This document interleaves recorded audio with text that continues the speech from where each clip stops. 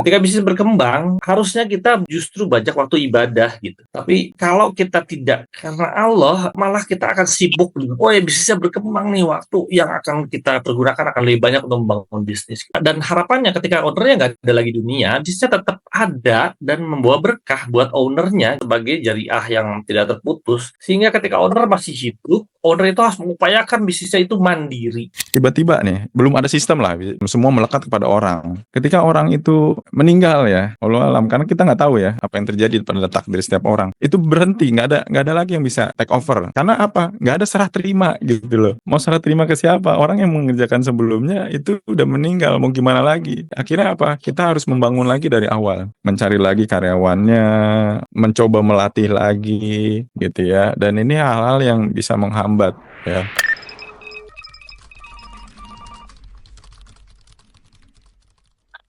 Baik, bismillahirrahmanirrahim.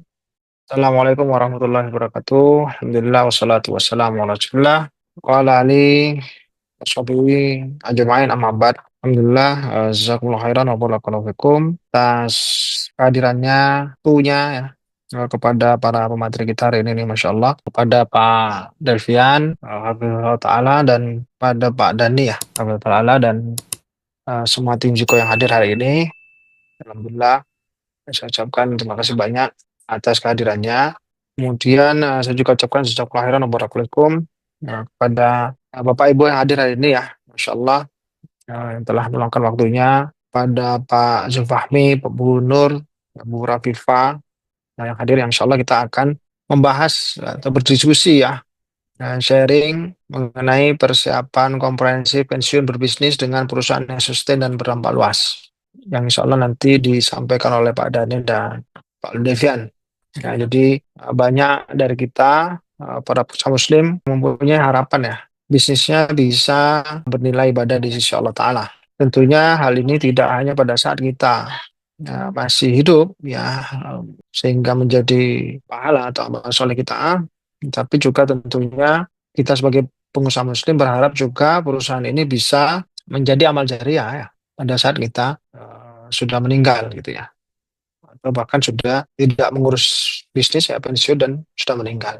Ini yang penting, sehingga ada dampak ya, apa yang sudah kita kerjakan mungkin berpuluh-puluh tahun, bisnis tersebut bisa berdampak di akhirat kelak gitu ya. Ini mungkin yang kita harapkan gitu ya. Jadi insya Allah hari ini sampai jam 9 bersama Pak Dhani dan Pak Devin untuk kita bahas hal tersebut. Nah, mungkin untuk menghemat waktu, karena tadi sudah waktunya juga terlambat dimulainya ya. Jadi langsung saya serahkan kepada ini Pak Dhani dulu ya nih ya. Ya, Pak Dhani saya silakan. Pak Dhani. Tafadhol masyurah. Jazakallah khair Pak Ido dan teman-teman. Semoga Allah berikan keberkahan ya atas sesi kita pada malam hari ini. Masya Allah, ini kesempatan yang sangat langka ya. Maksudnya kita berkumpul bersama membahas urusan dunia, tapi tujuan akhirat yang dicapai ya. Masya Allah, ini suatu apa ya, bisa dibilang sangat jarang ya, karena banyak kan pengusaha itu kan mikirnya apa yang mau dicapai di dunia aja gitu. Tapi Masya Allah, ini pengusaha-pengusaha Muslim yang dikumpulkan sama Ziyadah Consulting, sama Mas Ido Wiba dan kawan-kawan ini punya tujuan yang lebih mulia gitu ya, agar bisa long lasting gitu, bisa dibilang nggak cuma di dunia tapi juga di akhirat. Izin saya share untuk, udah kelihatan ya. Sudah, Pak. Kita buat simpel-simpel aja ya. Persiapan komprehensif ya, Masya Allah. Judul aja pensiun berbisnis ya. Pensiun berbisnis. Nah, kebetulan saya mungkin perkenalan dulu. Nama saya Dani Dewantara. Saat ini aktif bekerja di sebuah perusahaan lokal, baru berumur sekitar mungkin 5 tahunan ya, 2020-2019 mulainya, dengan omset kurang lebih sekarang di angka 300 M. Gajian karyawannya ya baru di angka 2 sampai 2,5 M per bulannya. Perusahaannya perusahaan distribusi ya. Kebetulan produk-produknya ini produk makanan dan minuman yang sudah dikenal masyarakat, artinya FMCG, fast moving. Kalau kepo ya, kalau pengen tahu lebih lanjut seperti apa, produk-produknya apa saja, saya aktif bekerja di mana, bisa cek di LinkedIn, search aja Dani Dewantara, insya Allah lengkap di situ ya. Ya pengalaman sebelumnya bekerja di perusahaan sama juga perusahaan brandednya juga di alat kesehatan kurang lebih 4 tahunan sebagai HR dari level istilahnya HR supervisor yang sendirian meskipun langsung sama direksi ya. Namanya HRD ini kan bisa dibilang ya harus benar-benar intensif dengan owner atau dengan pimpinan ya, karena kita yang berhadapan langsung sama karyawan tapi kan menjadi perwakilan dari manajemen gitu kan dari level HR supervisor tahun 2000 berapa tuh ya 2014 2015 kalau nggak salah. Sebelumnya kelamaan di kampus kalau kata direktur yang merekrut saya ya. Kelamaan di kampus karena 2002 sampai 2014 saya di kampus. Kampus saya di ITB, lulusan astronomi, tapi kemudian ngambil S2 Science Management gitu ya. Itu kurang lebih pengenalan tentang saya gitu ya. Ini mungkin saya sharing sebuah hadis dari Rasulullah SAW mengatakan ini udah beberapa kali dan bahkan saya ini termasuk hadis yang saya favoritkan. Pertama ya ini ya, mukmin yang kuat lebih baik dan lebih dicintai Allah daripada mukmin yang lemah dan pada keduanya ada kebaikan. Nah, berarti imannya aja ini ada tingkatan ya. Imannya ada tingkatan. Kemudian lanjutan hadisnya bersungguh-sungguhlah untuk meraih apa yang bermanfaat bagimu dan mintalah pertolongan kepada Allah. Nah, ya Nabi Muhammad SAW ini kan punya kelebihan ya kata-katanya singkat, kata-katanya tapi penuh makna ya. Kata-kata ini aja bersungguh-sungguhlah ini suatu hal yang luar biasa ya. Kadang orang ingin meraih sesuatu tapi dia nggak melakukan dengan sungguh-sungguh. Nah, ini ada kata-kata yang luar biasa nih dari hadis-hadisnya ini. Dan di sini juga difokuskan apa yang bermanfaat bagimu gitu ya. Bersungguh-sungguh dan jangan lupa mintalah pertolongan gitu dalam segala urusanmu. Dan terakhirnya wala ta'jaz. Nah, wala ta'jaznya ini nah ini janganlah sekali-kali engkau merasa lemah. Nah, kita juga diingatkan jangan merasa melemah. Kita harus kuat nih. Tadi mengejar, tadi bersungguh-sungguh kayak nggak cukup gitu ya disuruh bersungguh-sungguh. Tapi juga disuruh menetapkan hati jangan sampai merasa lemah gitu. Nah, ini juga hasilnya. Kalau ternyata apabila engkau tertimpa musibah jangan berkata seandainya begini, seandainya begitu gitu kan. Tapi katakanlah ini adalah telah ditakdirkan qadarullah wa masyafa'al. Ya, karena ucapan seandainya akan membuka pintu perbuatan syaitan. Nah, ini yang apa namanya? Masya Allah hadisnya luar biasa memberikan kita semangat biar tidak lemah, bersungguh-sungguh. Ini ada yang mau masuk dari saya ya ininya dari Sudah, hostnya. sudah di Udah. admin. Oke, Nah, siap. Munculnya soalnya notif. Ya, Ya, jadi ini hadisnya. Ini mudah-mudahan bermanfaat. Kemudian, nah sebelum kita mulai, sebenarnya saya ingin tahu ya dari teman-teman, dari peserta webinar yang hari ini hadir ya, itu mayoritas di perusahaan apa gitu ya. Nah, ini kalau misalkan sempat bisa buka linknya bagi titik TO ya /angket PD. Nah, nanti bisa dibuka. Nanti akan kita lihat mungkin di akhir sesi ya kita lihat. Nah, pertama mungkin pengenalan dulu ya. Kalau nggak paham People Development Management secara definisi, mungkin kita akan membahasnya kemana-mana. Karena namanya manusia itu kan punya berbagai aspek.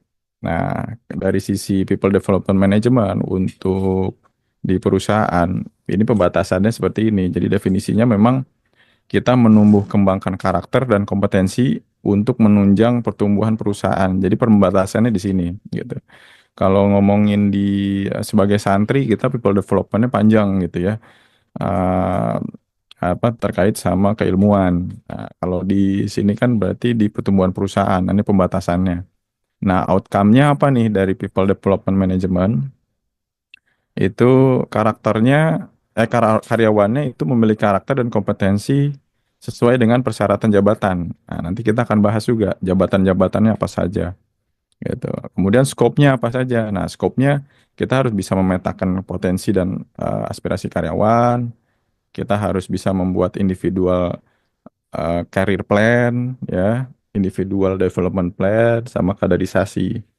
Nah, ini kan kaitannya nanti kalau ingin pensiun, nanti perusahaannya mau diserahkan ke siapa gitu ya. Selama dari awal mendirikan suatu perusahaan, mungkin semua-muanya dia kerjain. Nah, itu istilahnya CEO kan begitu ya. Chief of Everything ya, Chief Everything Officer.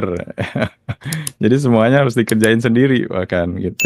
Kalau urusan dagang ya dagang dia bawa sendiri barang dagangannya. Kirim barang kirim sendiri gitu. Mungkin sekarang udah bisa pakai online ya, kurir online, pakai bantuan-bantuan apa yang freelance, tapi tetap dia yang mengerjakan di awal-awal.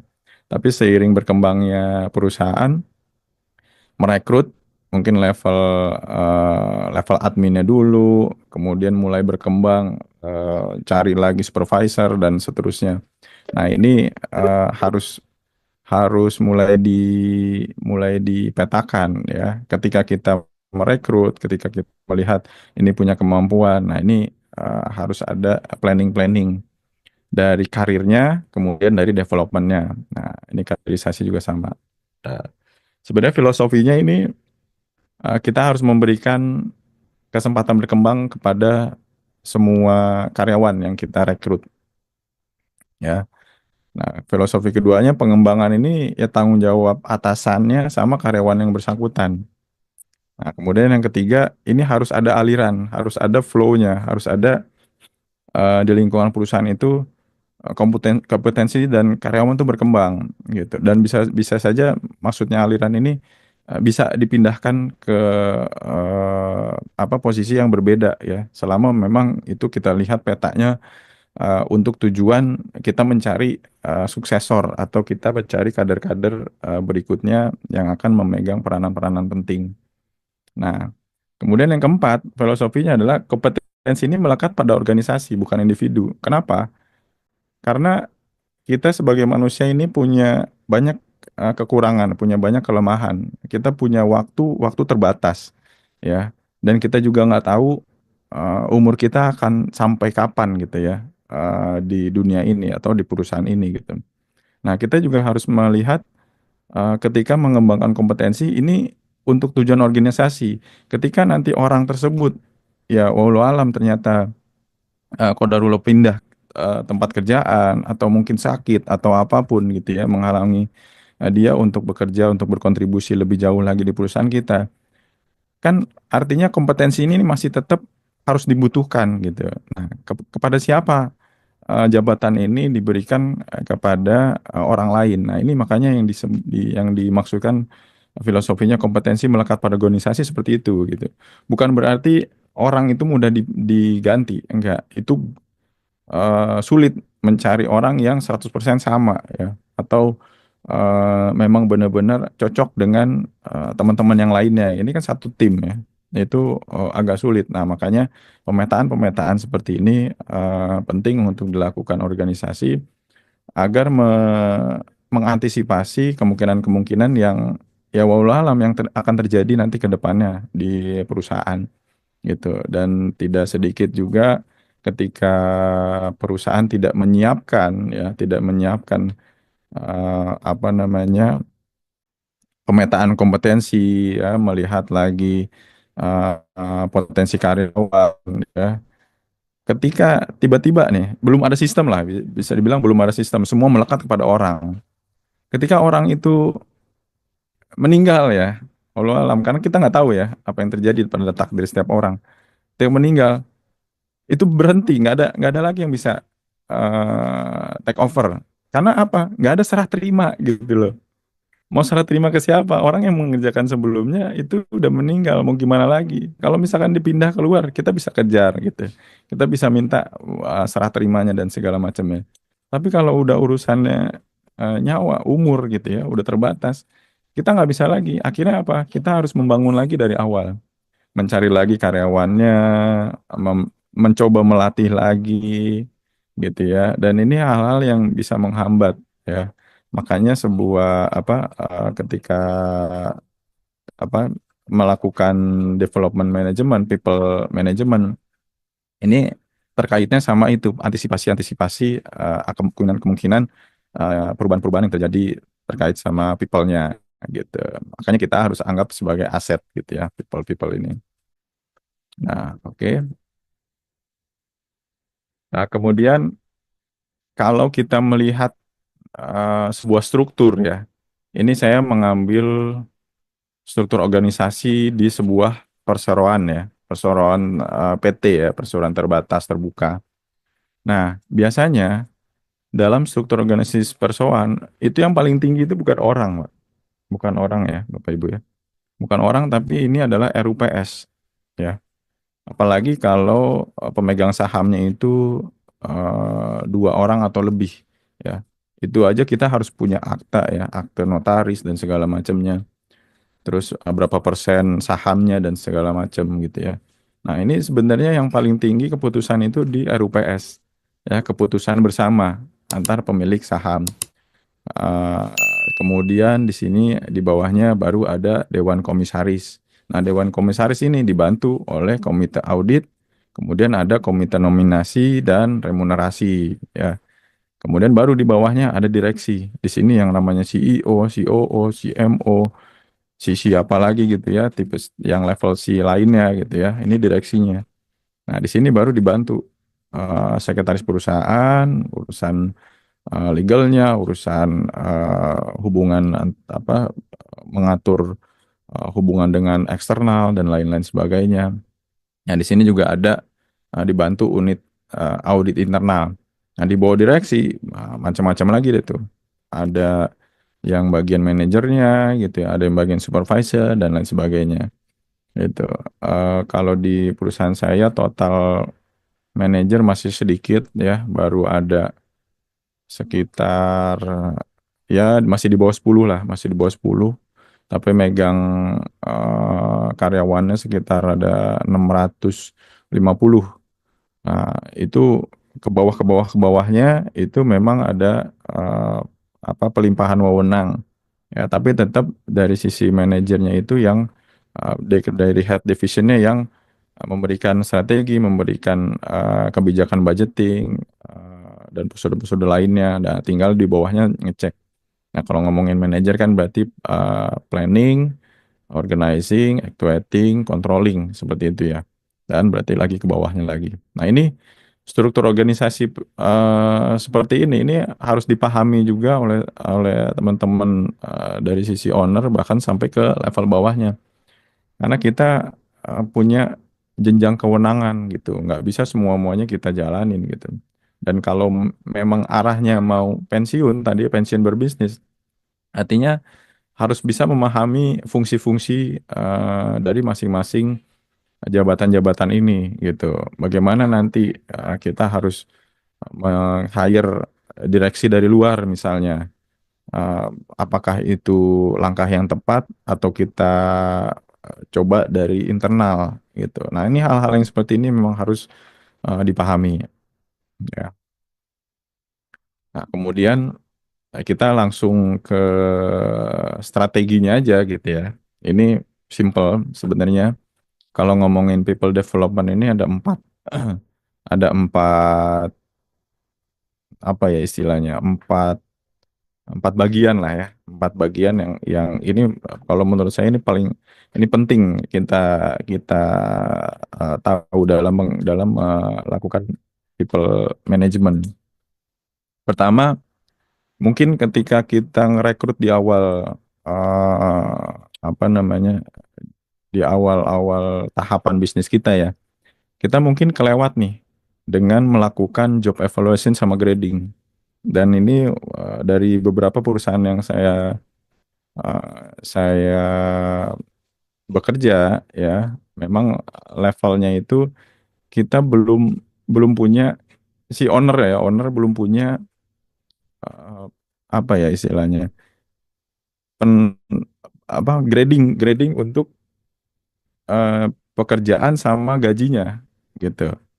Jadi sebatas seperti ini. Kita owner tuh wawancara, kira-kira dia bisa gaji sekian, udah dia gaji sekian gitu. Dia tidak melihat lagi misalnya ini kalau kalau pakai high method ya, metode high ini apakah level know-how-nya ini sudah cukup tinggi ya, kemampuan problem solving-nya udah cukup tinggi apa enggak, accountability-nya udah cukup tinggi apa enggak.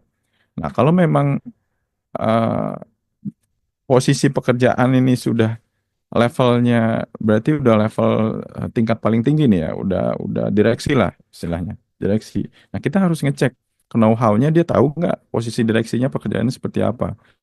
Problem solving-nya untuk di level direksi udah benar apa enggak gitu. Accountability juga udah benar apa enggak gitu.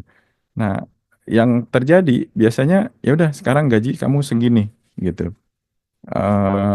Sesuai sama gaji di tempat kamu yang sebelumnya.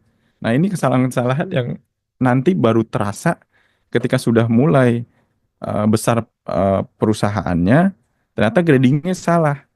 Yang kita anggap dia sudah paham know-how-nya, problem solving-nya, accountability udah cocok, kita gajinya ternyata ternyata begitu diakses, begitu lakukan di assessment, dia nggak sampai di tahap itu gitu. Artinya kita ngegajinya ketinggian gitu ya, kita gajinya ketinggian. Itu dampaknya ke apa? Dampaknya ke ya profitabilitas. Artinya kita membayar sesuatu yang tidak selayaknya gitu ya. Lagi ke bawahnya. Ya, kalau misalkan levelnya masih di bawah ya, masih level staff. Misalkan kita ngerekrut staff dulu lah, admin dulu segala macam. Kita akan mudah melakukan high method ini karena kita udah tahu oh kerjaannya ini. Tapi kalau udah mulai ke atas ini banyak yang abstrak, banyak yang kita nggak kebayang. Problem solvingnya aja udah kompleks gitu kan. Problem solvingnya udah kompleks. Nah, kita harus memetakan mana yang memang levelnya sudah pantas kita gaji dengan level direksi, mana yang sebenarnya masih level supervisor, mana yang level manager gitu. Nah, job evaluation inilah yang sering kali kalau saya lihat ya owner kurang menggodok ya di bagian sini job evaluation sama grading. Dia tahunya oh saya butuhnya ini, sekarang cari orang seperti ini. Begitu direkrut, dijalanin, aduh, salah saya ngerekrutnya, harusnya nggak orang yang seperti ini, gitu. Nah ini kan kesalahan yang bisa dibilang ya ini trial and error gitu ya, dan ini merugikan perusahaan, merugikan waktu sama finansial juga. Ya makanya sebaiknya ketika melakukan rekrutmen ini harus dilakukan job evaluation dulu, grading dulu ya. Kita lihat lagi market apa di pasaran ya itu untuk job yang sama ya, untuk level perusahaan yang sama itu di angka berapa gitu. Nah, ini harus pas gitu.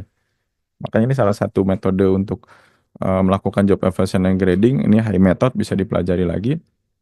Ini untuk mempertajam ya, mempertajam jangan sampai salah. Karena apa yang terjadi ketika nanti dihitung-hitung, wah kita beban SDM-nya besar ya. Ya memang yang nggak tahu ya, Mas Yuda mungkin perlu konfirmasi lagi. Bener nggak sih kalau SDM itu biaya yang paling besar dalam satu perusahaan gitu? Ya, betul. Betul kan? Nah, Ya, gimana caranya ketika nanti harus misalnya bottom line-nya mau digedein gitu? Kan cost yang paling dilihat mana? SDM duluan palingan ya, gitu. Ujung-ujungnya PHK gitu. Coba bayangin, kita ngerekrutnya udah asal-asalan ya, istilahnya gitulah. Saya ngomong belak-belakan aja deh.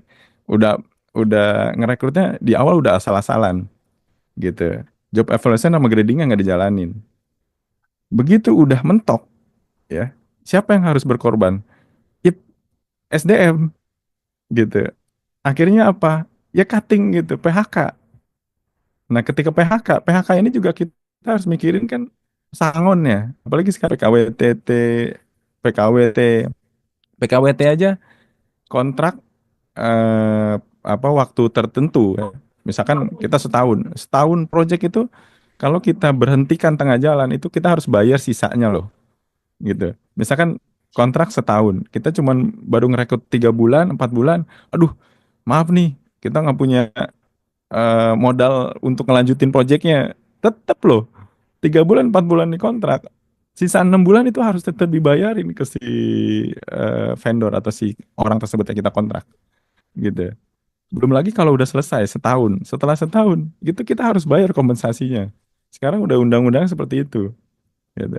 Kemudian kalau kita menganggap oke ini bukan PKWT tapi PKWTT, artinya kalau misalkan dia udah selesai 3 bulan probation dia lanjut jadi karyawan tetap, itu konsekuensinya lebih besar lagi Pak.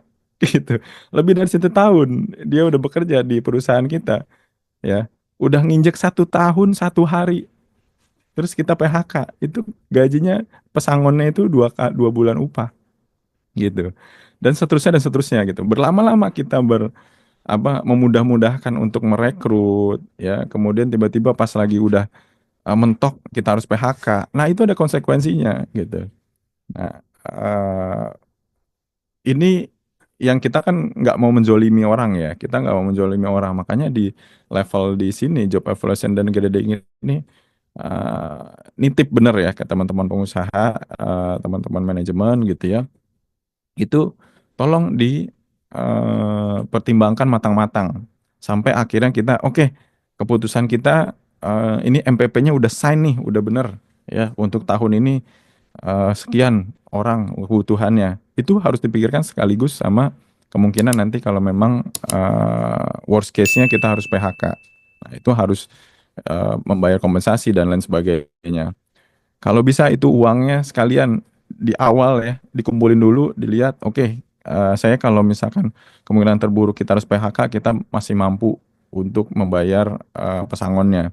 Kalaupun ujung-ujungnya sampai worst case-nya pilot gitu ya, di apa, ada putusan dari pengadilan ini udah pilot, aset-asetnya semua dilikuidasi,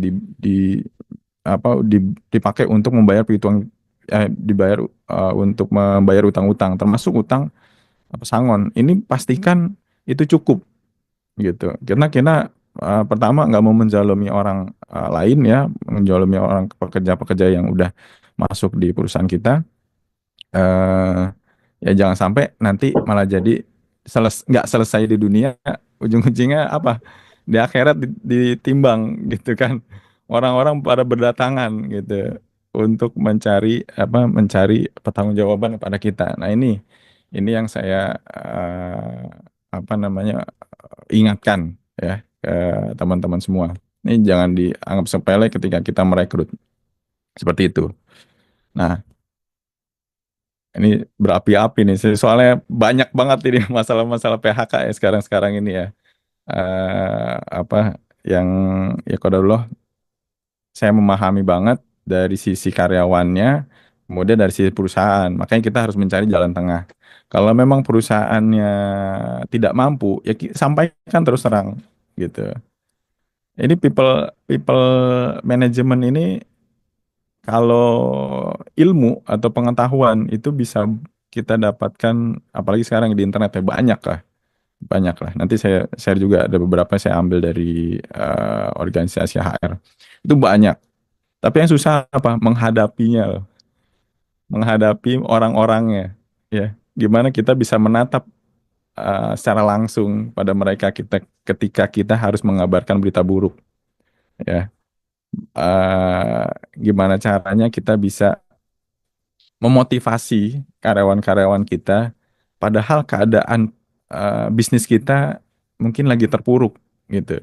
Bagaimana ketika eh, sebenarnya kita lagi butuh, secara owner ya atau manajer, kita lagi butuh motivasi besar gitu ya. Karena melihat tantangan, misalkan tantangan 2025 seperti apa ya. Ya kan ada cerita nih, pajak lagi banyak ya, pajak kendaraan ini naik tuh 66%. Pajak PPN-nya naik 12%. Katanya harus ada asuransi kendaraan tuh, harus pakai, kan OJK menetapkan harus ada asuransi kendaraan dan sebuah, pokoknya depan nih kayaknya udah suram banget nih masa depan gitu kan, ya karena banyak berita dari mana-mana gitu. Nah, bagaimana caranya kita bisa memotivasi teman-teman di karyawan di bawah kita gitu ya, teman-teman di perusahaan kita untuk tetap, ayo kita berjuang ya. Allah tidak tidur gitu. Kita melihat apa, Allah pasti ngelihat usaha kita gitu, ikhtiar kita pasti akan ada hasilnya dan segala macamnya itu. Motivasi itu kan memang harus tetap dijalankan gitu, karena nggak mungkin kita ngabarin hal-hal yang negatif ya, ya ke bawah-bawahnya pasti akan berlipat-lipat seperti itu kan. Nah ini apa namanya, people management ya, tantangannya di situ. Nah ini untuk yang lainnya sebenarnya eh, gampang aja ya. Ini assessment, training and retain ya, sukses management plan ini kurang lebih yang perlu kita siapkan. Nah ini saya mau share juga. Sekarang ini people management itu berkembang jadi people and culture ya, people and culture. Nah di sini saya mau menekankan di sini aja lah, menekankan metode yang berpusat pada orang ya, seperti kepuasan karyawan ya, gimana kita bisa melibatkan karyawan, mempertahankan dan hasil kerjanya dilihat ya. Karena ternyata kalau di US ini kan AIHR ini ngambilnya di US ya, itu 23% itu katanya tidak merasa terkonek, apalagi sekarang remote ya. Nah, yang onsite aja ini cuma 20% ya, 22%. Ini source-nya Gallup. Nah, ini gimana caranya nih? Kita membuat sebuah people culture ini yang apa namanya, bisa bisa merasa memiliki, jadi employee experience-nya bagus ya, culture organisasinya bagus ya. Kita harus mikirin juga nih zaman sekarang yang total well-being-nya. Artinya kesehatan mental, kesehatan fisiknya ya, kesehatan rohani ya harus dipikirkan. Terus ini juga diversity ya, jangan sampai kita menganggap kelompok saya aja gitu yang didengar gitu, tapi kelompok lainnya tidak. Nah ini trennya sekarang people and culture. Nah ini juga yang harus disiapkan. Mungkin nanti kalau nggak sempat ke baca ya, dilihat mungkin dari rekamannya, atau nanti kita share juga untuk apa namanya, dibaca-baca. Tapi ini intinya di ilmu ya, ilmu untuk sukses manajemen plan ini aja. Ini kalau saya ngambil dari AHI AHR ya, Academy to Innovate HR. Ini banyak ya. Tapi yang langkah yang paling saya tekankan ini adalah di sini nih. Di step 6 sebenarnya. Ya, kita harus bisa membangun pipeline untuk talent-talentnya gitu. Karena apa? Kalau kita kurang talentnya, ya pipeline-nya aja nih masih dikit ya. Kita nyari cuma dapat satu ya, untuk level, baik dari level bawah, level supervisor, level manager atau bahkan direksi ya. Kita cadangan orang yang mau masuk ke kita aja kurang. Gimana kita mau mencari orang yang tepat gitu. eh nah, gimana caranya kita membangun eh, apa namanya brand perusahaan kita yang ketika orang melamar itu sudah kurang lebih punya punya kesamaan visi misi gitu. Jadi kita nggak sibuk ngajarin lagi eh, seperti apa gitu ya kebutuhan-kebutuhan. Nah ini makanya yang build a strong talent pipeline gitu. Ini yang penting juga. Nah ini juga eh, apa namanya, yang kalau menurut saya kalau di succession management plan di sini ada yang paling penting itu di sini gitu. Kalau misalkan pipeline aja kita nggak ada, cadangan ini orang nggak ada gitu yang kita bisa develop gitu ya. Karena kadang kita ngerekrut level bawah gitu ya. Pas kita mau tawarin, nih kamu ada kesempatan untuk naik jabatan ya. Ini kejadian di mana-mana. Udah, saya jadiin kamu supervisor ya gitu. Mau ya? Jalan ya. Jadi meskipun dia apa namanya, eh, tidak mau ya, karena udah disuruh sama atasan ya udah dia terpaksa. Tadi balik lagi job evaluation tadi dia nggak melihat kemampuan yang dibutuhkan untuk level supervisor. Akhirnya dinaikin tuh ya, gajinya udah dinaikin. Sebulan 2 bulan nggak jalan. Karena apa? Dia nggak ada kompetensinya gitu. Nah, kalau misalkan level bawahnya atau rekrutmen plan-nya juga kita harus mikirin sampai sukses management plan dan ini udah berhasil, kita nggak akan kebingungan mencari kandidat-kandidat talent lainnya gitu. Misalkan, oh yang ini nggak cocok nih gitu. Saya udah cobain ini kompetensinya kurang, udah kita kasih pelatihan, udah kita kasih motivasi untuk belajar dan segala macamnya, mentok, udah nggak bisa nih berkembang. Akhirnya ya udah next personnya siapa gitu. Nah ini opsi-opsinya inilah yang harus kita cari gitu. Makanya tadi kaderisasi ini penting gitu. Nah siapa yang akan meneruskan perusahaan kita, perusahaan Bapak Ibu semua ketika nanti udah memutuskan oke nih saatnya saya keluar ya dari perusahaan masuk ke komisaris. Nah, siapa yang akan beri tanggung jawab sebagai direksi, tanggung jawab menggantikan saya gitu ya sebagai owner gitu. Nah, itu kan kalau nggak ada pilihan Pak mau Dani, bagaimana? Afwan Pak Dani, ini Ya. Oh mungkin iya agak udah lewat dipercepat ya. sedikit ya. Ini waktunya. Siap Makasih siap Pak. siap. Oke. Nah, itu. Nah, ini udah selesai sebenarnya. Nah, ini terakhir intinya dari hadis ini adalah ya hendaklah ia memperlakukan manusia sebagaimana ia ingin diperlakukan gitu itu intinya gitu dan ini juga kan tidak sempurna keimanan seorang sehingga ia mencintai saudaranya apa yang cintai untuk dirinya sendiri gitu. Nah kita balik lagi kita ingin memperlakukan karyawan kita seperti apa dan manajemen manajer kita juga harus bisa berposisi yang sama untuk level-level bawahnya. Kira-kira seperti itu, Pak Ido. Terima kasih atas waktunya. Siap, Masya Allah, Jazakallah khair Pak Dani. Ini Siap, karena waktu terbatas kita lanjut ya ke Pak Delvian. Nanti siap, siap. setelah Pak Delvian memberikan materi, mungkin bisa Bapak Ibu yang memiliki pertanyaan bisa disampaikan di kolom chat atau eh, langsung buka mic-nya ya. Baik. Fadal Pak Ashuro, Pak Delvian. Sekarang jazakallahu khairan. Beda. Bismillahirrahmanirrahim. Alhamdulillahilladzi bi ni'matihi tatimmus shalihat. Izin langsung Anda paparkan materi aja. Apakah terlihat Bapak Ibu? Aman, Pak. Baik. Alhamdulillah. Bismillahirrahmanirrahim. Strategi and management development dari retirement plan. Ini Anda pandang dari sisi sudut owner. Oke, kita mulai dari aspek pendukung dulu. Apa itu adalah ikhtiari, yaitu berusaha dengan tetap berharap dari pertolongannya. Karena ini slide-nya agak banyak, izin agak cepat. Oke, baik. Dalam strategi kita perlu melihat ada 3 sisi, how, why, what. Nah, itu semua bertitik tumpu pada people. Nanti ada engagement, ada accountability, ada performance. Oke, kita mulai dulu dari how. Saya pakai pendekatan 5W1H. Kita mulai dari how. Nah, strategi. Apa sih strategi? Banyak orang yang salah memandang strategi ini dari bukunya Ramelt. Profesor Ramelt adalah profesor di UCLA. Dia adalah pakar paling apa ya namanya dalam bidang strategi. Strategi itu bukan tekad, bukan visi, bukan misi, bukan jargon, bukan target, bukan framework, bukan bisnis model kanvas, bukan inovasi, bukan kepemimpinan.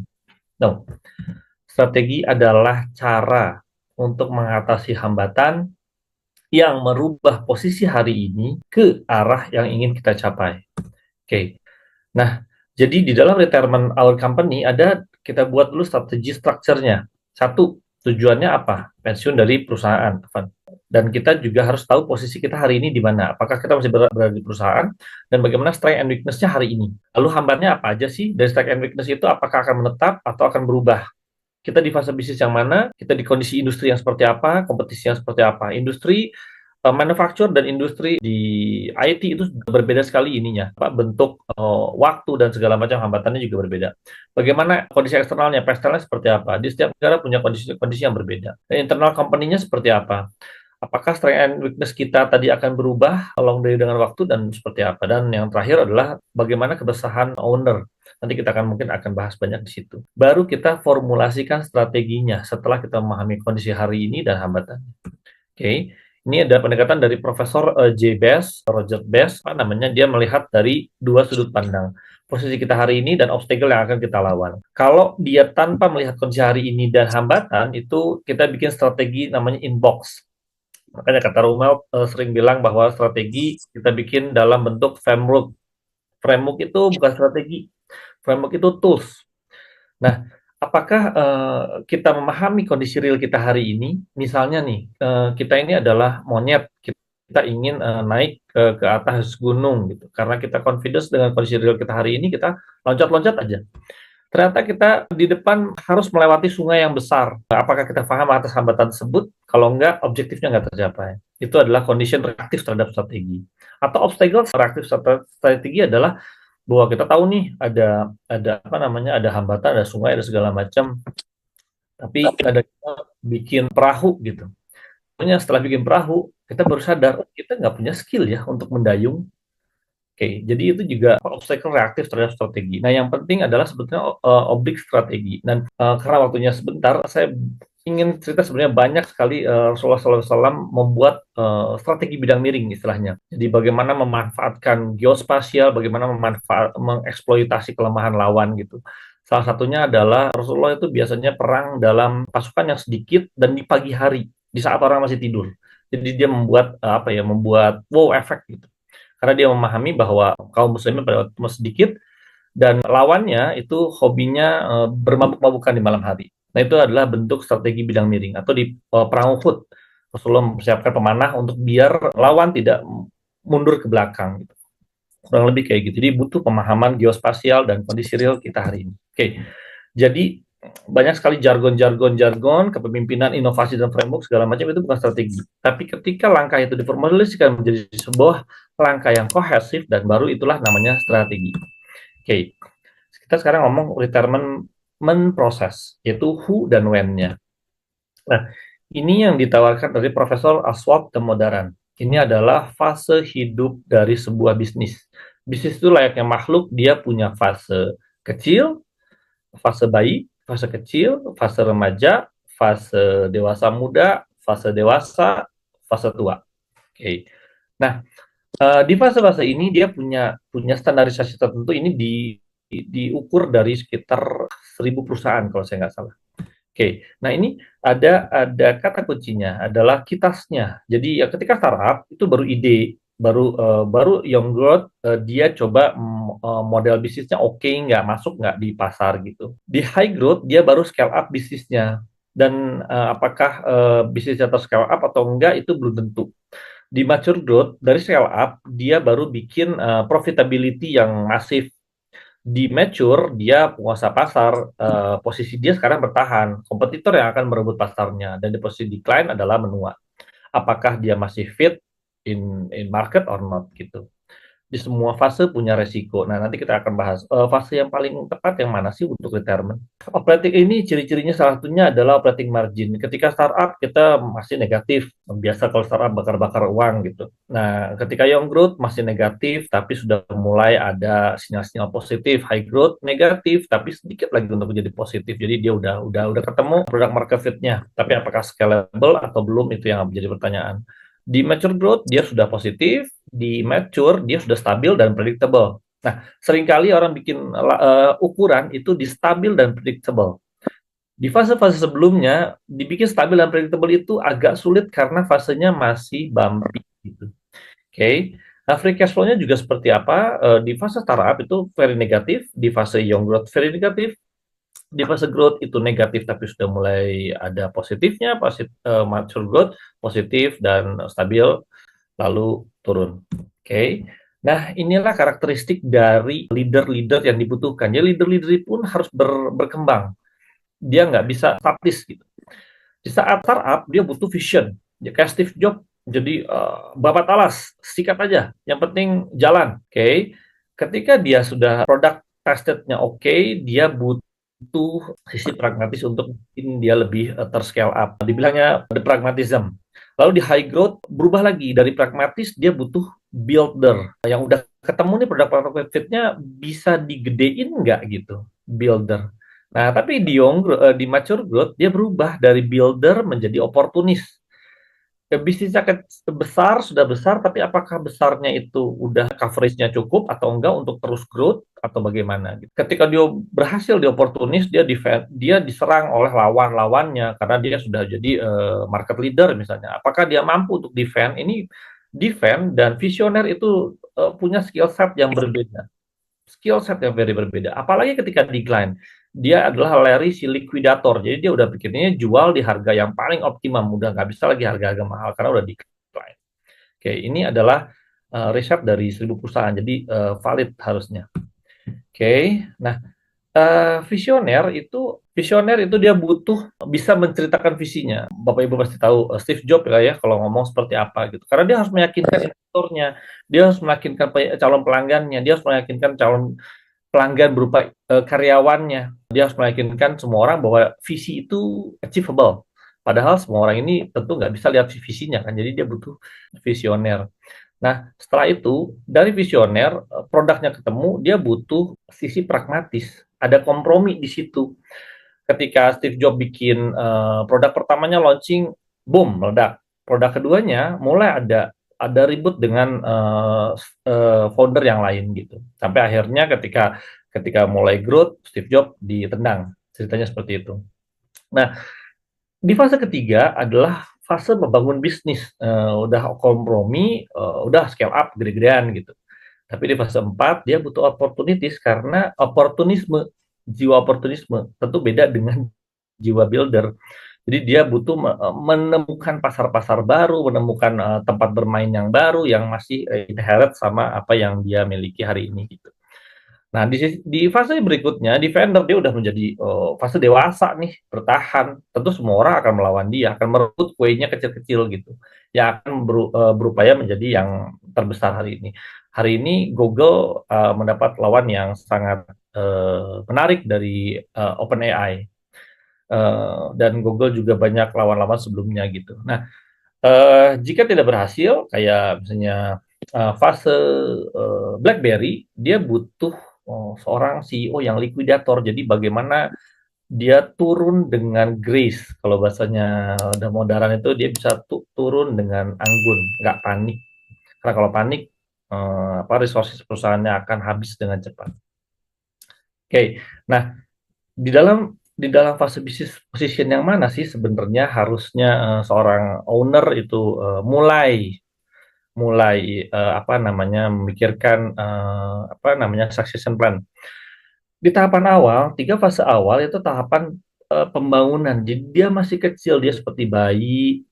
7 sampai 10 tahun dia masih baru bangun kedisiplinan awal, 10 sampai 18 tahun dia baru membentuk portfolio bisnisnya, portfolio pribadinya, segala macam. Di mature growth 18 sampai 40 tahun dia baru menemukan opportunity baru. Nah, di fase ini harus ada perubahan paradigma yang sangat besar dari owner dan itu susah. Kalau misalnya teman-teman paham psikologi, perubahan mindset itu apalagi fundamental itu berat, tapi harus dilakukan kalau dia mau bertumbuh. Oke, owner harus berubah dari builder yang kokoh dan kuat, biasanya agak egois, agak fighting spiritnya besar sekali gitu, menjadi teacher and educator yang lebih nurture, lebih membangun, lebih mulai ngebangun adik-adik di bawahnya. Ibaratnya ini kayak kita lagi mendidik anak itu nggak selamanya kecil gitu. Kita harus butuh membangun kemandirian dalam diri anak kita. Dan di fase SMA itu kita harus sudah mulai bisa berbicara layaknya orang dewasa, kurang lebih kayak gitulah. Tadinya kita urus semuanya, bisa nggak kita berubah menjadi orang tua yang bisa lebih memberikan ruang gerak buat anak-anak kita gitu. Nah, ini perubahan mindset yang gampang diomongin tapi susah dilakukan. Kenapa susah? Nanti mungkin ada salah satu obstacle-nya. Oke. Nah, di fase inilah pra-retirement terjadi. Setelah dia tumbuhkan talent-talent tersebut, bisnisnya maju, berkembang, tumbuh besar, kepercayaan ada, dia butuh memberikan sebagian kepercayaannya untuk talent-talent tersebut yang sudah sesuai yang bisa memegang peranan tadi yang seperti Pak Dani bilang, apakah dari kompetensinya cukup atau enggak gitu. Dan harusnya kalau dia mampu menurtur itu cukup banyak orang yang terinspirasi oleh owner gitu. Nah, Owner butuh jadi apa? Owner tuh butuh sedikit ke atas. Jadi upper controller, apakah dia naik jadi komisaris, tapi komisaris yang masih berjalan, jadi dia secara berkala kontrol perusahaannya, tapi tidak apa ya namanya, tidak tidak apa pelan-pelan dia tidak in in di bisnisnya gitu. Jadi dia kontrol dan ini skill setnya berbeda. Tadinya owner itu sangat operation, hari ini owner itu butuh bisa membaca laporan keuangan. Dia bisa tahu apa namanya perusahaannya lagi bertumbuhnya di arah yang benar, lagi swinging, lagi apa segala macam ini jadi lebih ke data analis daripada seorang operation gitu. Mampu nggak owner berubah? Harapannya harusnya mampu. Kalau enggak, dia akan terus di bisnisnya sampai bisnisnya atau dianya yang tidak ada gitu. Oke, sampai akhirnya bisa full operate oleh new management. Nah, dari tadi pra-retirement di fase ini ketika memang ternyata tim ini bisa bertumbuh dan memang ini dia harus ridho untuk memberikan ruang gerak di apa namanya itu secara berkala ya, secara bertahap gitu. Apakah mampu tim ini menumbuhkan second curve? Karena mati itu pasti dalam sebuah bisnis. Bisnis itu makhluk. Ada satu perusahaan yang berumur 700 tahun. Dan rata-rata umurnya 100 tahun perusahaan itu. Afan. Rata-rata perusahaan itu berumur 40 tahun. Dan hari ini di IT umurnya turun lagi sekitar 23 tahun. Jadi kematian itu adalah hal yang pasti gitu. Yang 700 tahun tadinya dari pembuat tembikar, jadi pembuat pedang, jadi pembuat hari ini pembuat IC. Dia harus berubah dan bertumbuh. Makanya dia butuh menemukan second curve.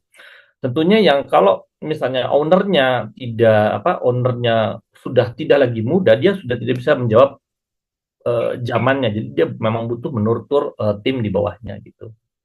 Oke. Nah, owner harus melepas full ketika memang dia nggak boleh megangin terus anak buahnya ini gitu.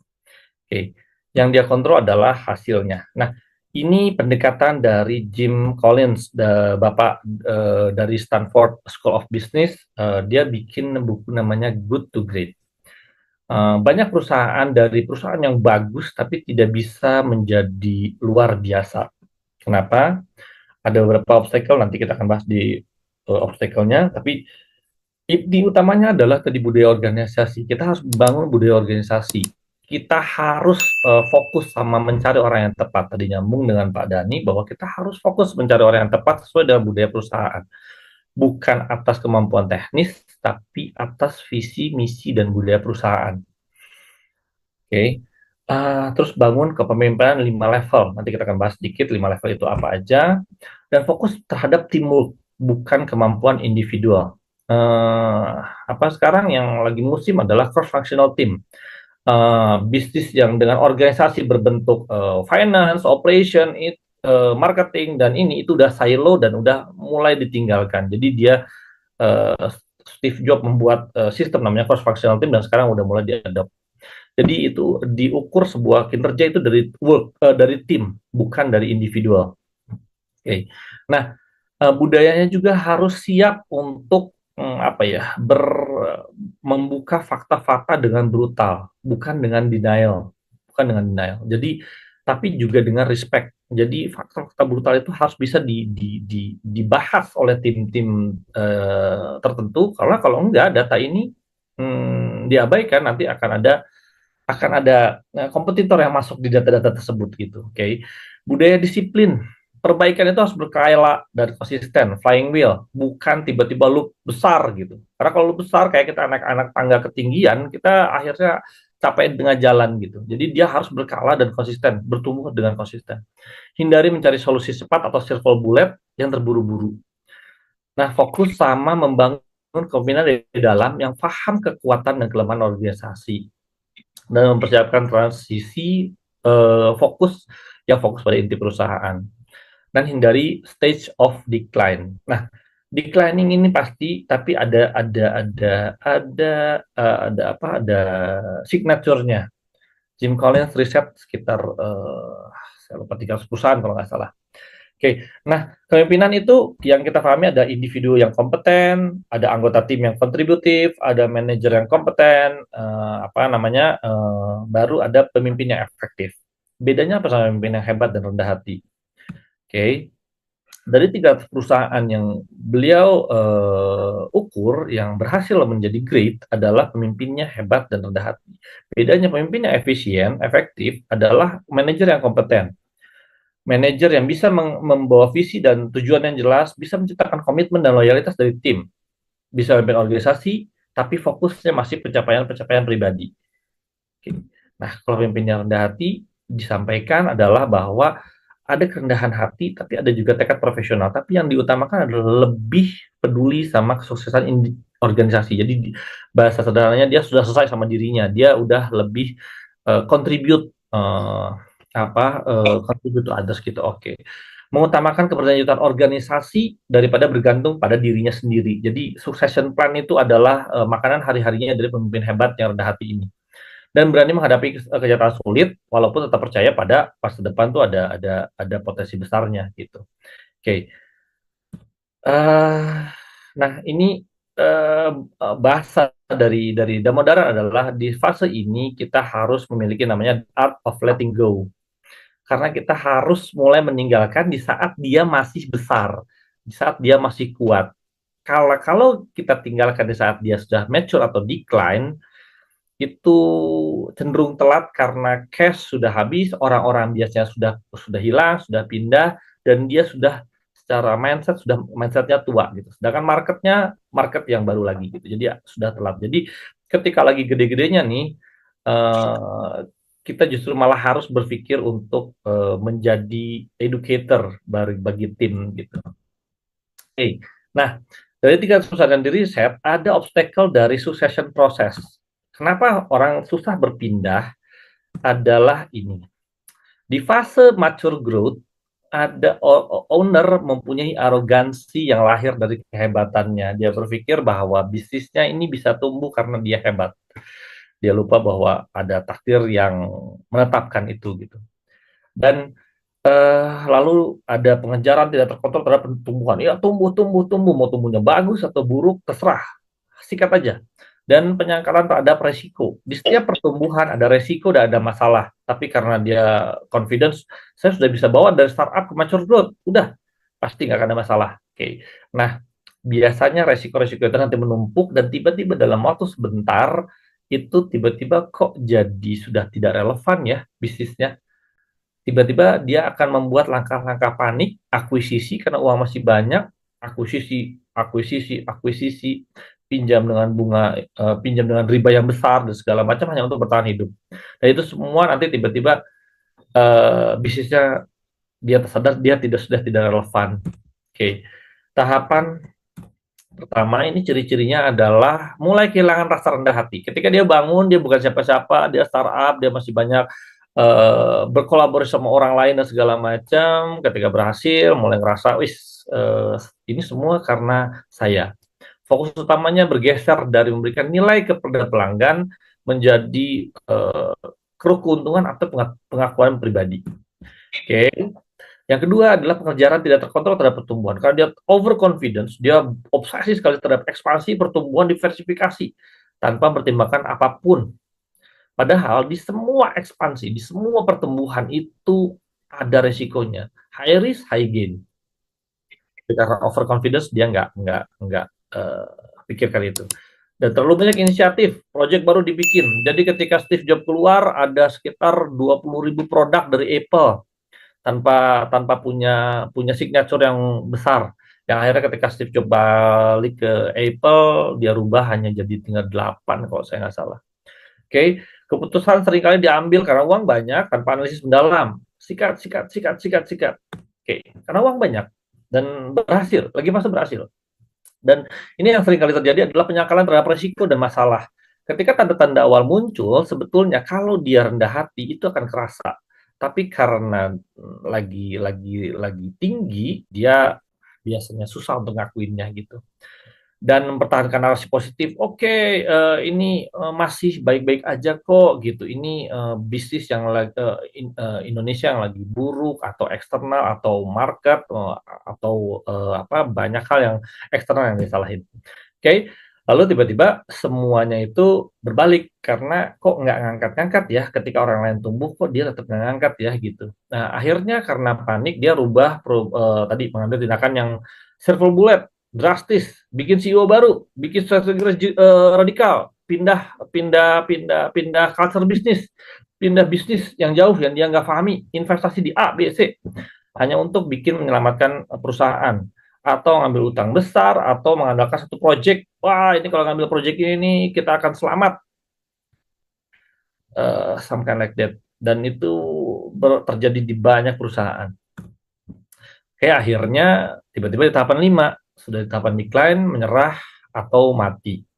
Udah nggak mau bersaing lagi, sudah tidak relevan di pasar, runtuh, bangkrut, atau diakuisisi orang lain dengan harga murah, pemimpin kehilangan semangat, atau sudah masih ada di pasar, atau sudah kehilangan peran, atau bahkan benar-benar menghilang.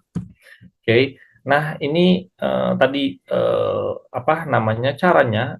Ini why? Kenapa owner harus pensiun? Uh, Tadi betapa betapa rumitnya pensiun plan sudah dijelaskan. Tapi owner itu pasti pensiun. Owner itu pasti pensiun. Disebabkan oleh dia pensiun karena dipaksa atau karena keinginan pribadi. Dia bikin plan. Dipaksa kenapa? Ya karena usahanya berhenti gitu. Ya udah pensiun dia gitu. Atau nyawanya yang berhenti. Nyawanya yang berhenti dia harus pensiun gitu. Mungkin apa harus diingatkan bahwa setiap yang nyawa itu pasti akan mati. Baik makhluk itu akan mati, perusahaan akan mati, ataupun dia akan mati gitu. Dan dia akan diuji eh, dan hanya kepada Allah lah kita akan dikembalikan gitu. Jadi apa namanya mati itu adalah sebuah keniscayaan. Pensiun itu adalah sebuah kepastian. Oke, okay? Dan ini doa yang selalu kita baca insya Allah di pagi dan petang adalah ya hayyu ya qayyum bi rahmatika astaghits waslih lisani qulhu wa la takilni ila nafsi tarfata ain abadan. Intinya adalah jangan serahkan kepadaku urusan itu karena aku tidak tahu gitu sekejap mata pun dan tanpa pertolonganmu gitu. Kalau teman-teman yang bisnisnya besar itu akan merasakan arogansi-arogansi yang diakui atau tidak itu akan timbul gitu. Hati-hati sekali atas keakuan diri kita gitu. Nah, inilah aspek utama dari pensiun plan bahwa ada Allah yang ngatur bahwa bisnis Bapak Ibu besar itu bukan karena kita tapi karena memang sudah Allah eh, apa buatkan untuk kita. Nah, harusnya adalah kita merubah, mengingatkan kembali ngapain sih kita mau bisnis gitu. Toh kerja juga bisa, atau apapun juga bisa kita lakukan. Semata-mata adalah untuk mendekatkan diri kepada Allah gitu. Kalau misalnya kita bukan berbisnis dan berpensiun bukan mendekatkan diri sama Allah, itu prosesnya akan berat sekali. Berat sekali. Ketika bisnis berkembang, harusnya kita justru banyak waktu ibadah gitu. Tapi kalau kita tidak karena Allah malah kita akan sibuk dengan oh ya bisnisnya berkembang nih waktu yang akan kita pergunakan akan lebih banyak untuk membangun bisnis gitu. Ketika dan harapannya ketika ownernya nggak ada lagi dunia, bisnisnya tetap ada dan membawa berkah buat ownernya gitu.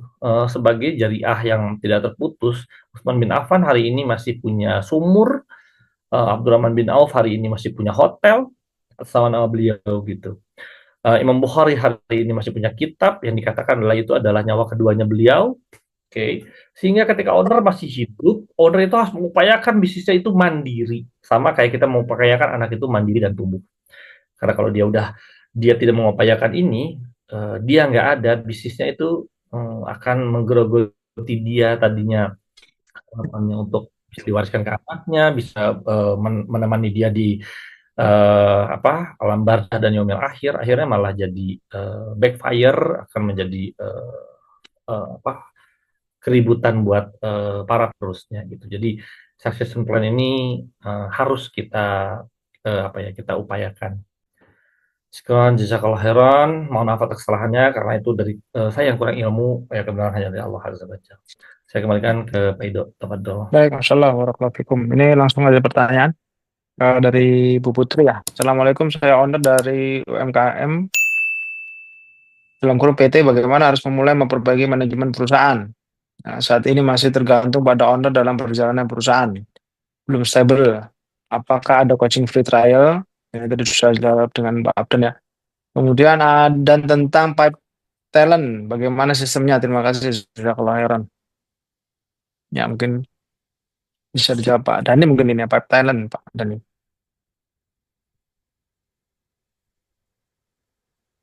Ya Pipe Thailand sebenarnya tadi clue-nya mencari sourcing ya, mencari sourcing. Nah, cari sourcing yang tepatnya seperti apa? Kita harus ngebuat employee branding yang bagus. Ya, corporate Ya. kita nih mencari orang-orang yang seperti apa gitu kan. Mencari orang yang seperti apa. Nah, nanti kita pertajam lagi kompetensi apa nih yang dibutuhkan untuk Hmm. perusahaan kita. Nah, itu dulu tuh gitu. Kita sourcingnya kalau udah bagus, menyeleksinya kan lebih mudah gitu kan. Menyeleksinya akan Hmm. eh, ya ibaratnya menyeleksi dari kandidat-kandidat yang bagus-bagus gitu. Kita tinggal pilihin mana yang paling bagus dan yang bagus. Beda halnya kalau kita belum punya corporate branding yang bagus ya. Ya. Kita belum bisa mengkomunikasikan perusahaan kita nih bergeraknya ke sini loh gitu. Nah, kita mencari orang-orang yang memang misalkan yang inovatif, yang apa, yang apa. Kalau komunikasi seperti itu nggak bagus, nanti yang ngelamar ya ya mohon maaf sampah gitu. Takutnya malah jadi kerja Hmm. keras si rekruternya eh, apa dari misalkan dari 100 orang ternyata yang bagus cuma dua atau tiga gitu. Itu nyampe-nyampein aja. Nah, menurut saya yang pertama harus disiapkan yaitu employer brandingnya, kemudian nanti sourcingnya diseleksi seperti apa. Nah, nanti kalau udah masuk, kita mau ngembangin si karyawan ini sampai tadi ya succession planningnya tadi Pak Davian juga cerita gitu ya. Ini Hmm. harus dimulai dari ketika kita merekrut. Bahkan levelnya bisa jadi level yang bawah dulu gitu. Level Hmm. pelaksana dulu atau level supervisor. Kalau kita udah langsung rekrut yang level tinggi ya, level manajemen, level direksi, takutnya malah culture-nya tuh nggak pas gitu. Tadi benar kata Mas Delvian kan, lebih baik internal succession plan-nya masuk dari internal gitu. Gitu. Jadi Ya. dia udah tahu kelemahan, kekurangan perusahaan apa, organisasi seperti apa, dan dia juga udah mengenal kemauan dari ownernya, ya, manajemen maunya seperti apa, bisnisnya mau jalan seperti apa. Nah, nanti ya insya Allah akan berjalan dengan sendirinya kalau pipeline yang tadi udah bagus. Jadi pertama sourcingnya, kemudian gimana ngembangin internalnya, ya, kompetensinya dikembangkan, pemetaannya dengan benar, dan ya mungkin terakhir timingnya tadi ya. Itu pas banget, itu keren keren banget Mas Devian. Itu timingnya tadi ya, yang kapan harus visioner, harus pragmatis. Nah itu kan balik lagi ke kemampuan kita menilai ya, menganalisa sekarang butuhnya yang mana nih gitu. Seperti itu sih kurang lebih ya. Baik. Nah, berarti langkah pertama adalah memulai untuk corporate branding ya. Iya, Jadi marketing itu nggak cuma untuk konsumen berarti ya Pak. Dan ya, jadi iya, juga marketing ini juga harus juga dibuat untuk full talent ya. Web talent tadi. betul. Masya Allah. Ini Ya, kadang yang dilupakan nih sama pengusaha muslim ya. UKM ya terutama bahwa marketing itu nggak cuma untuk konsumen, nggak itu aja. Tapi marketing ada juga untuk uh, corporate branding yang tujuannya untuk meng-hire atau adanya talent tadi yang meng-hire orang-orang yang terbaik lah ya. Yang sesuai tentunya yang sesuai dengan visi misi perusahaan, visi misi budaya perusahaan kita ya.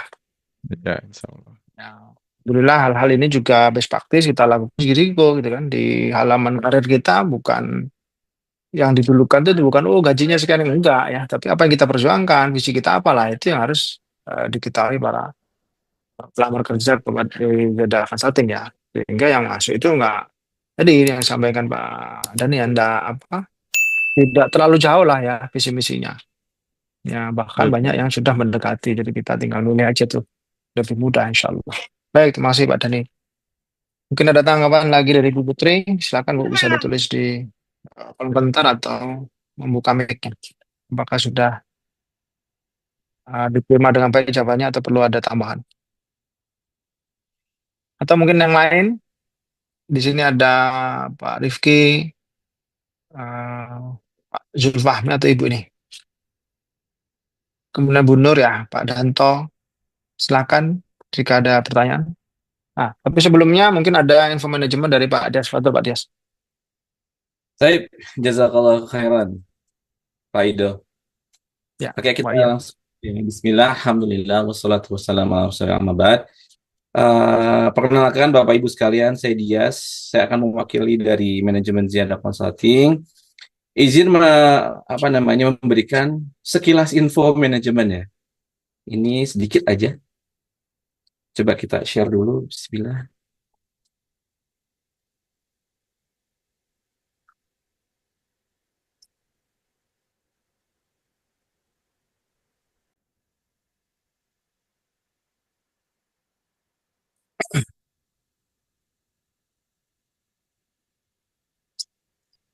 Baik, apakah sudah terlihat?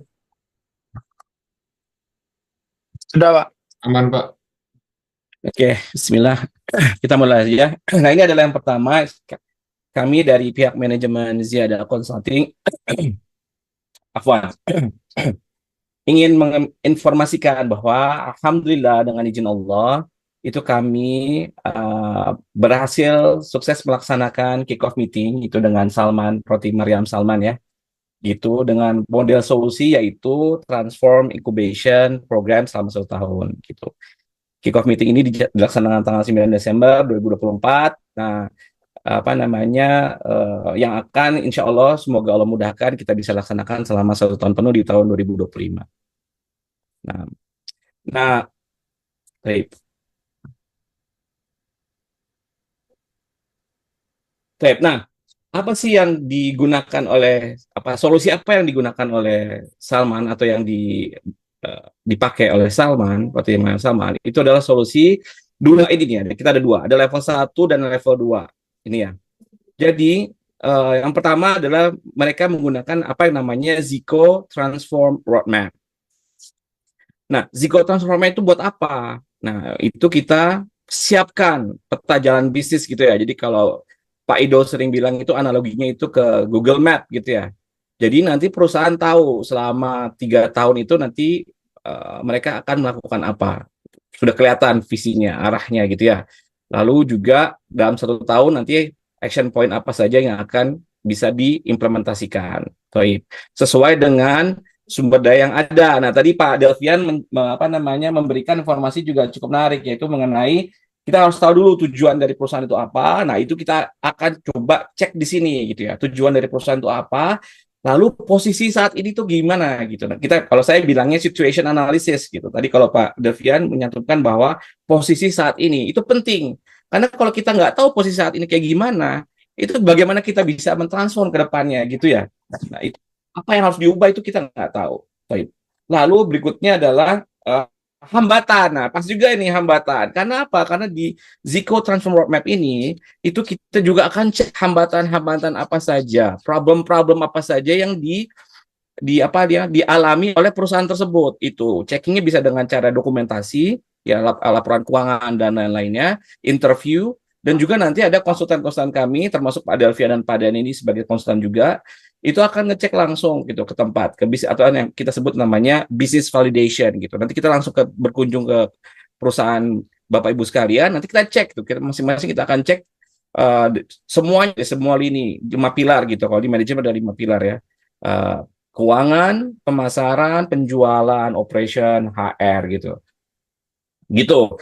Itu yang pertama. Jadi kita setelah tahu, kita mengetahui dengan jelas, dengan detail gitu. Oh, posisinya perusahaan itu kayak gini, masalahnya itu hambatan-hambatannya itu kayak gini. Nah, oleh karena itu kita bisa lanjut nanti untuk bisa mentransform. Kalau Pak Ido bilangnya transform, atau mungkin kata sederhananya itu bisa memperbaiki dari yang nggak ada menjadi ada, dari yang perlu diimprove menjadi sudah jadi improvement gitu ya.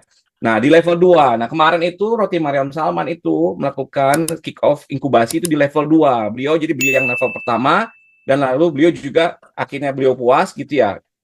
CEO-nya puas melanjutkan ke level yang berikutnya itu level incubation. Nah, incubation ini levelnya gimana? Nah, ini adalah pendampingan. Jadi kita tidak hanya membuat strateginya atau roadmap-nya atau project roadmap-nya gitu, tapi juga kita membantu mendampingi untuk bisa mengimplementasikan apa hal-hal detail apa saja yang menjadi action point di tadi yang telah kita buat di transform roadmap di level 1 itu. Gitu. Baik. Nah, lalu berikutnya adalah, jadi nanti ada level 2 dan nanti insya Allah kalau misalnya memang Roti Salman ingin melanjutkan ke level berikutnya, nanti kita juga punya namanya level transfer fundamental. Lalu akhirnya nanti ini akselerasi di sini nih, poin-poin akselerasi ya, bagaimana kita accelerate gitu.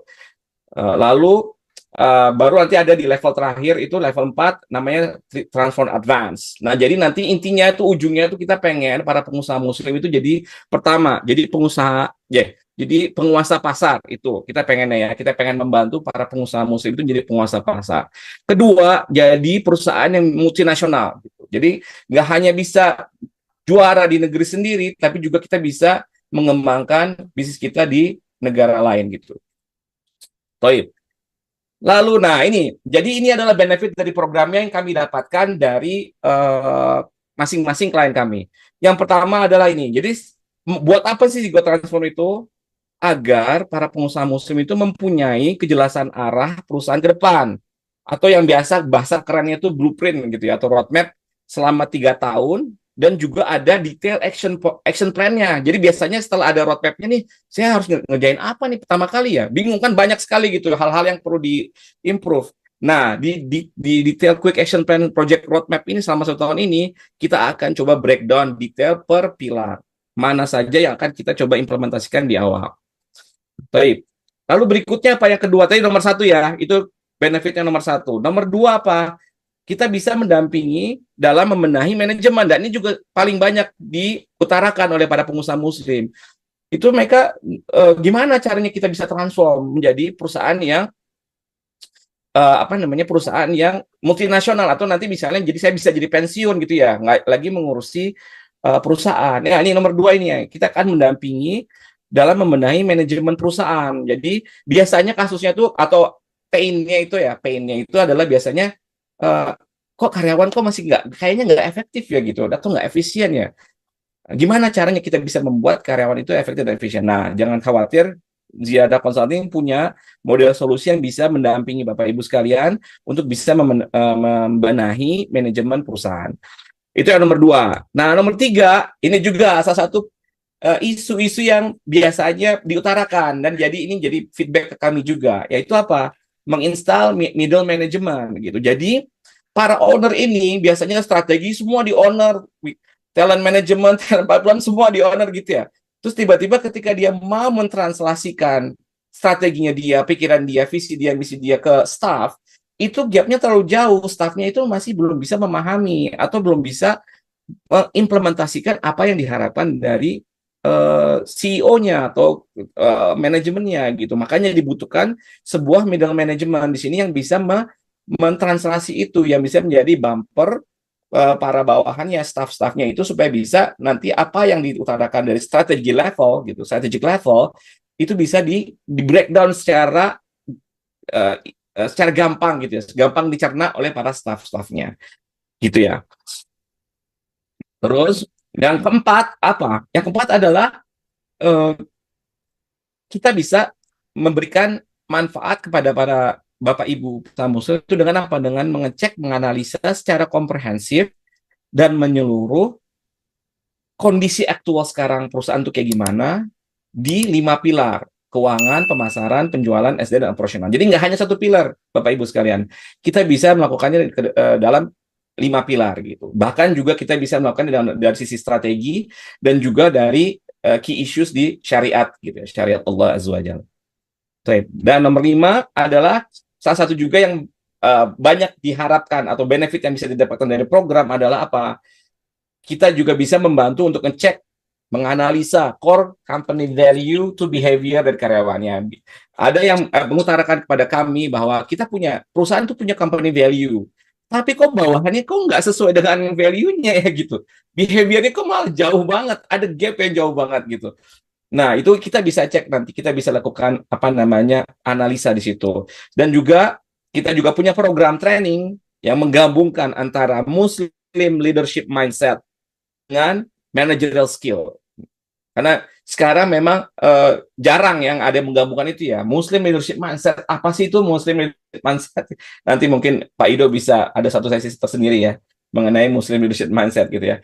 Ini digabungkan dengan apa? Dengan managerial skill, dan juga nanti kita juga punya tambahan gitu dari Pak Zasli, jadi konsultan service excellence. Jadi Bapak Ibu sekalian yang misalnya bergerak di ada hospitality-nya gitu. Nah, ini bisa digabungkan dengan training service excellence. Sehingga tadi Pak Dani bilang bahwa HR itu udah bergerak ke culture ya, people culture gitu ya, yang termasuk salah satunya adalah keterlibatan karyawan. Nah, ini bisa menjadi salah satu fondasi atau pintu awal untuk bisa menuju ke sana gitu, people culture. Baik. Dan yang terakhir adalah apa? Ini salah satu juga yang mungkin kita bisa utarakan, yaitu mendampingi dalam menyelesaikan utang gitu. Di mana kita juga mempunyai strategi dan juga bagaimana kita bisa mengimplementasikan strategi itu, kita dampingi gitu ya. Dan paling penting ini terakhirnya adalah controlling nih perusahaan. Karena memang strategi sudah baik, implementasinya sudah lumayan, tapi controllingnya nggak ada gitu. Karena biasanya tergoda oleh bisnis yang lain, uang kepake gitu lah ya. Nah, peran kita juga kita bisa menjadi controlling di situ untuk sebagai membantu menyelesaikan utang dari perusahaan Bapak Ibu sekalian. Baik, sekian dari saya. Jazakumullah khairan. Saya kembalikan kepada Pak Ido.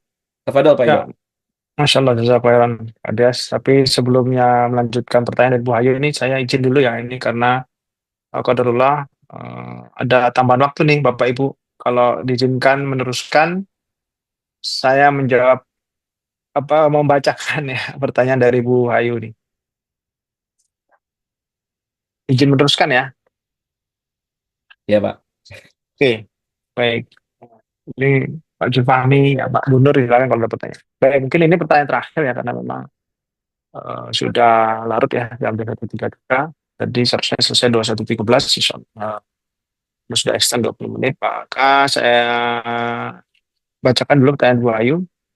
Assalamualaikum warahmatullahi wabarakatuh. Ahwan, saya seorang owner WO, wedding organizer, rias dekorasi, dan baby shop.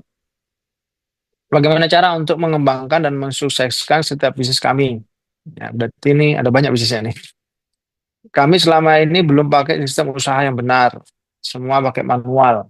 Adakah caranya biar kami yang baru ini bisa mengelola dengan baik manajemennya? Nah, ini mungkin bisa dibantu jawab dengan Pak Devian nih, Pak. Betul, Pak.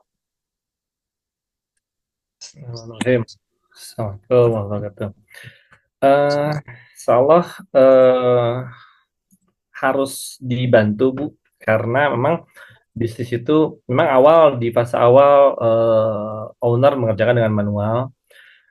Memang karena belum sampai ke titik scalability tertentu, cash flow tertentu, dan margin tertentu gitu.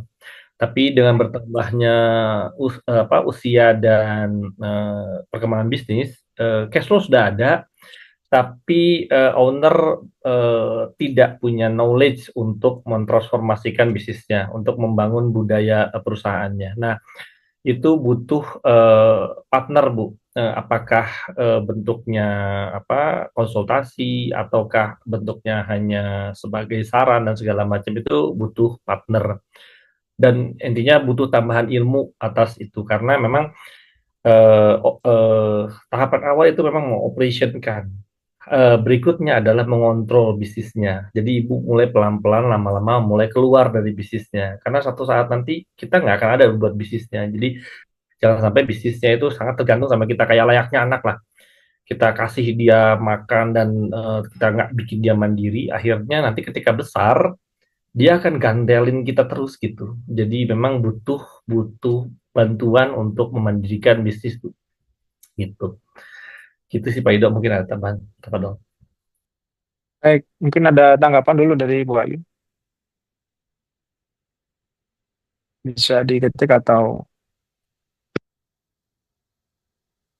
dengan buka mic-nya langsung.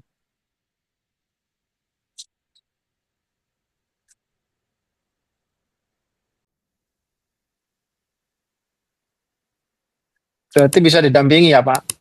Ya bisa, maksudnya dengan Ziko bisa. Insya Allah nanti bisa menghubungi Mas Pak Abdan ya di 081234 064 065. Ya bisa dari program itu. Baik, nanti bisa tanya-tanya dulu ya, Bu Ayu, apa sih program-program detail. Tadi kan Ziko Transform, kita punya model-model solusi yang lain. Ya, wa ya barakallahu fiik.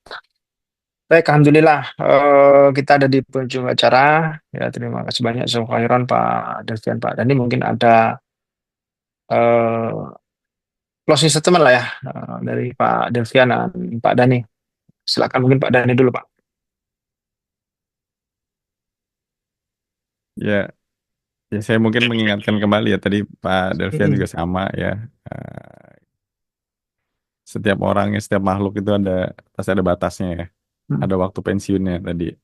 Nah, ya makanya harus planning benar-benar nih perusahaannya, jangan sampai pas kita sudah selesai di dunia, di akhirat nanti malah kita dituntut segala hal gitu ya, dari karyawan yang kita ajak gabung gitu ya, dari customer yang pakai produk-produk kita gitu ya, ternyata ya malah jadi pemberat pemberat keburukan di yaumul akhir nanti gitu. Alhamdulillah. Ya, lebih baik kita tambah tuh gimana caranya kita menambah kebaikan-kebaikan gitu. Ya. Orang yang kita ajak gabung ya menebar kebaikan juga dan masuk lagi sampai ke customer, sampai banyak gitu manfaat lain. Ya nggak akan bisa kita jalanin itu sendiri.